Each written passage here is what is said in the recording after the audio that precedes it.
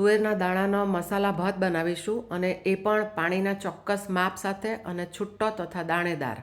તો એને માટે મિક્સર જારમાં 2 મરચાં, 6 થી 7 લસણની કળી, 4 થી 5 આદુના ટુકડા અને થોડું મીઠું ઉમેરીને ક્રશ કરીને બાજુ પર રાખીએ.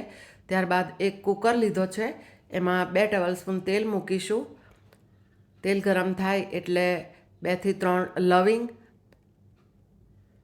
2 તજની લાકડી, 3 થી 4 મરી લઈશું અને ઇલાયચી ઉમેરીએ 2 અને હાફ ટીસ્પૂન રાઈ તથા હાફ ટીસ્પૂન જીરું ઉમેરીએ અને 1/4 ટીસ્પૂન હિંગ ઉમેરીશું.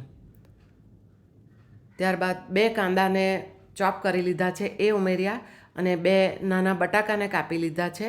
તો કાંદા તથા બટાકાને થોડા સાંતળી લઈશું. ત્યારબાદ ક્રશ કરેલો આદુ, મરચાં અને લસણનો મસાલો ઉમેર્યો.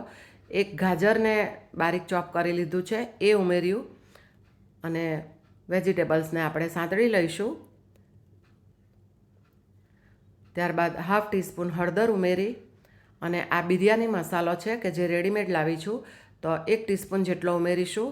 આનાથી રાઈસનો સ્વાદ ખૂબ જ સરસ લાગશે.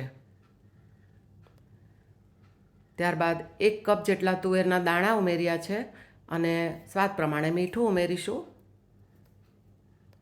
1 થી 1.5 મિનિટ જેટલું સાંતળી લઈએ અને 1/4 કપ જેટલા કોલમ રાઈસ છે, તમે બાસમતી પણ લઈ શકો.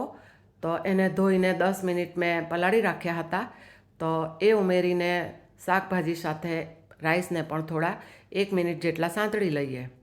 બાજુના ગેસ પર ગરમ પાણી મૂક્યું છે, તો 1/4 કપની સામે 2 કપ હૂંફાળું પાણી ઉમેરીશું અને ગેસની ફ્લેમને હાઈ કરી દઈએ અને પાણીને ઉકળવા દઈએ. પાણી આ રીતે થોડું ઉકળવા માંડે એટલે 1 કેપ્સિકમને નાના ટુકડામાં કાપી લીધા છે એ ઉમેર્યું અને ત્યારબાદ ગેસની ફ્લેમને મીડિયમ કરીને 2 સીટી જેટલું કૂક કરી લઈશું. 2 સીટી થઈ ગયા બાદ હવે કુકર જોઈ લઈએ તો સરસ આપણો રાઈસ તૈયાર છે. તો 2 ચમચી ઘી ઉમેરીશું અને છૂટો દાણેદાર તુવેરના દાણાનો મસાલા રાઈસ રેડી છે અને સર્વિંગ કરીશું. આ રાઈસને તમે ગુજરાતી કઢી સાથે સર્વ કરી શકો છો. મેં ગરમ ગરમ ગુજરાતી કઢી સર્વ કરી છે અને ઉપર મેથીયાનો આચાર મૂક્યો છે. તો સરસ મજાનો છૂટો દાણેદાર આપણો તુવેરના દાણાનો મસાલા રાઈસ રેડી છે.